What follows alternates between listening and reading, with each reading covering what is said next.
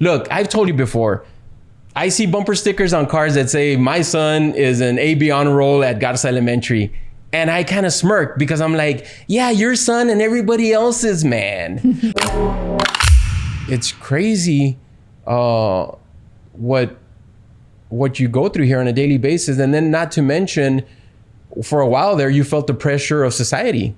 The pressure of society that you needed your children to, know what 1,000 times 375 is, or that's probably too simple, but you know what I mean, right? The square root of this or that or the other. I don't even know because I'm not even academically there. But like you felt the pressure of society where, A and B honor roll or A honor roll, or my son can do this and my son can do that and he got a badge and blah, blah. And we're sitting here like our children don't get badges. Our children don't get to compare their grades with somebody else. And it's almost like an isolated type of, network here, not a network, but just an isolated area where we teach our children. But a little after that, I think we realized that that's actually a good thing. Yes. Yeah, I think in the beginning when I was just trying to fit in that picture society paints for everybody to follow or try to fit in, I couldn't fit in. And it was hard. It was like just crying almost every day. Like I didn't know what I was doing with homeschooling. Is that Bob? That's Bob. Is somebody here? No, I wasn't seeing it on the phone. So yeah, that was so I'm going through that, and then I'm going through having to let go of Bravo. It was a tough season. Yeah, it was tough. And but I just knew that I needed to push through that.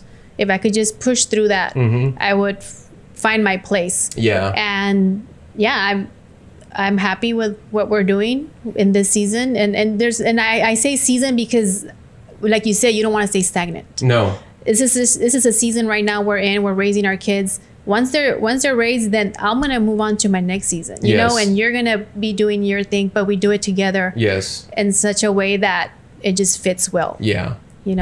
It's like a book. When you are at your deathbed or you're ready to move on from this world and you look at your life, you want to know you had chapters and not just one long story of the same thing. Every chapter moves the story to a different adventure. Yeah. So you want to know that you had those chapters, even if they were hard and difficult. Yeah. But but to me, well, we had our children. That's one chapter.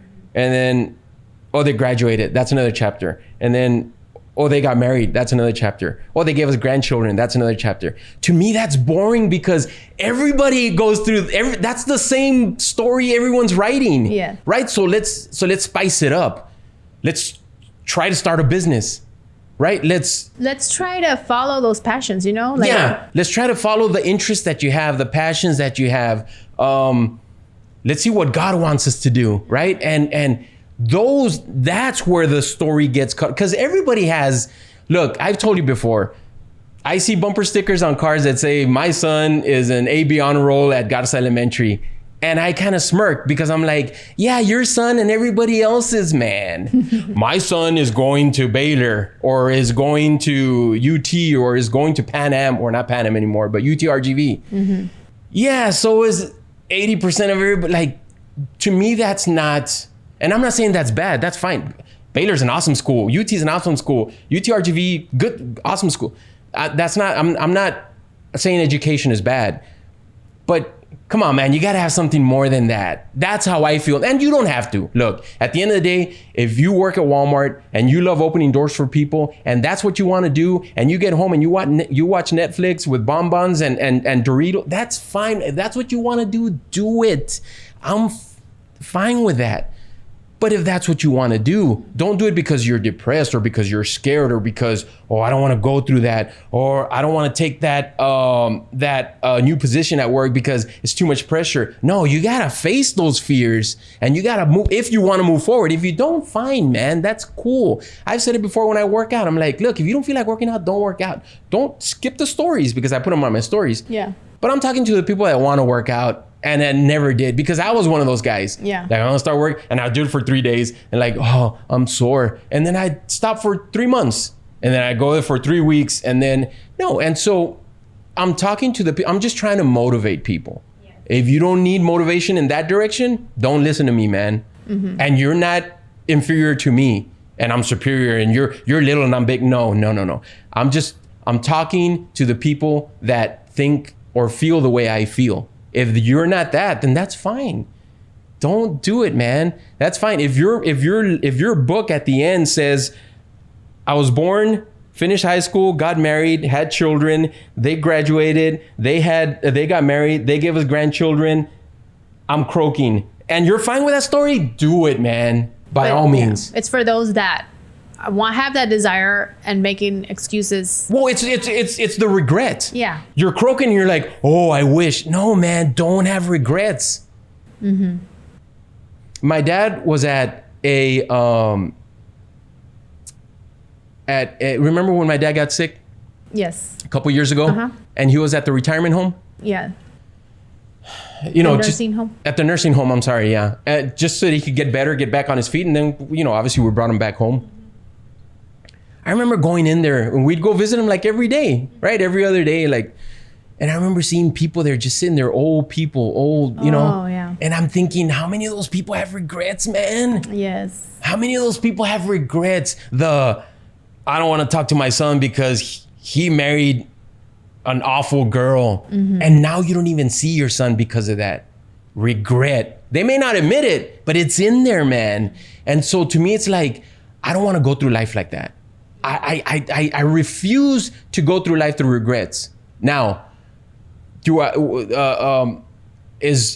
I 100% perfect? Will I not have regrets? I probably will have regrets, but you try to minimize as much as you can, mm-hmm. And so that's my adventure is how can I go through life without having minimal regret, loving my family, being true to God, and having a successful business. And this just all that, it may seem like a lot of load on me, but I just wouldn't have it any other way. That's just me. And it's not, well, you were born. No, man, I was born in a barrio. Yeah, we were migrants. Yeah. I grew up in a migrant family and my friends, I remember there was a car accident in my neighborhood. My neighborhood's a small neighborhood, only 4 streets or 5, 1, 2, 3, 5 streets and only 2 entrances. There was an accident in my neighborhood, a BMW. This is back in early 80s, 83, 84. 85, 86, BMW hit a car or something.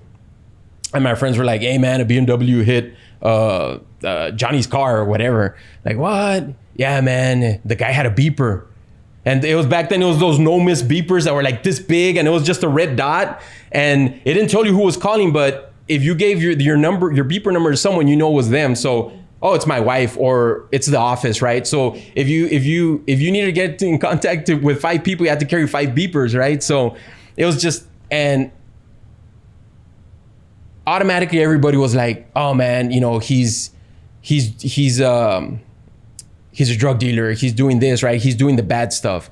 And I remember being there, because he was Hispanic, the guy in the BMW. Mm-hmm. And he could have been a drug, I don't know what he was. I didn't know the guy or anything. And I remember saying out loud, like, well, maybe he's a doctor. And he's like, bro, he's a Chicano, man, just like you and us. He ain't no doctor. Chicanos aren't doctors. And I was like, what? He's like, Chicanos will never get to drive a BMW, so don't even think about that. And I remember thinking, no, man, you're wrong. And I didn't say it out loud because I probably would have gotten beat up. But I remember thinking, no, you're wrong, man. You can do whatever you want. Even when I was a kid, I remember thinking like that. And so I think it's instilled in all of us. We just need to not be afraid and think outside the box. I don't know if that makes sense. No, yes, I think we grow up in a culture that believes a certain way and you hear it so often that you just fall in it. Yes. And parents are even adults still think like that. Yeah, and I think parents are like the worst. They're like, I don't want to say they're the worst, but man, parents can bless a child or they can really do damage to a child. And I think a lot of the parents, especially me growing up in a neighborhood where I saw that, it was my mom and dad married. My mom passed away 17 years ago. Mm-hmm. And married, and, faithful, and just, I learned that from them. Hardworking, maybe not, great with finances or whatever, but nobody was in my neighborhood.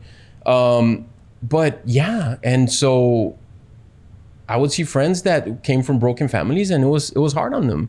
And I think that had an effect. And so I was surrounded by a lot of negativity, or just not negativity, but just a lot of pessimism and not too much optimism. It's like, you're going to live in this neighborhood, and, you may die in this neighborhood type of deal. Right. And so, yeah, it was, or maybe not the neighborhood, but just, in that mentality that just, and so it was all around me, but for some reason it just never stuck to me.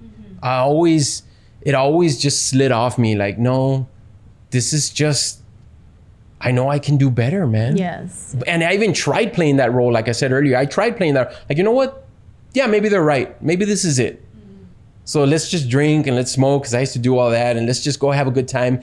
And it just never clicked with me. Even though I did it for a long time, it just never, I always felt like like the two magnets, there was always that. And, maybe God instilled something in me, and I don't know what it was, but I always fought that. I never gave into it.